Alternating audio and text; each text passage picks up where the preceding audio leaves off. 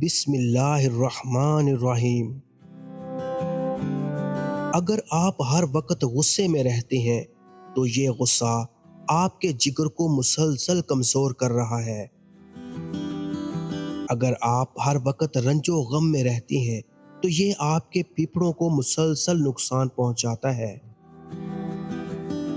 اگر آپ ہر وقت پریشانی میں مبتلا رہتے ہیں تو اس کا اثر آپ کے معدے پر پڑتا ہے۔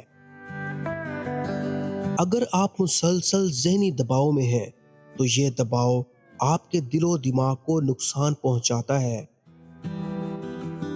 اگر آپ مسلسل خوف میں مبتلا رہتے ہیں تو یہ خوف آپ کے گردوں کو کمزور کرتا ہے۔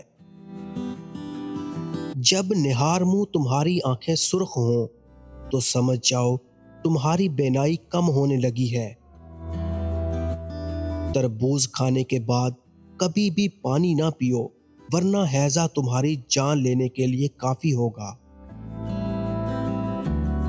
نہار منہ کبھی بھی بھینس کا دودھ مت پیا کرو ورنہ 40 سال کی عمر میں عورت کے پاس نہیں جا پاؤ گے۔ روٹی کے بعد تھوڑی کلونجی چاٹ لینے سے بدن میں کبھی کمزوری نہیں ہوتی۔ رات کو دہی کھاؤ تو ایسے ہے جیسے سفید ہاتھی، یعنی دہی اتنا فائدہ نہیں دے گی جتنا نقصان دے گی۔ پیشاب کرتے وقت باتیں کرنے سے یادداشت کمزور ہو جاتی ہے۔ زیتون کا تیل جسم پر لگا دینے سے 40 دن تک شیطان سے محفوظ رہو گے۔ ادرک والا پانی پی کر سونے سے خون گاڑھا نہیں ہوگا اور دل صحت مند رہے گا۔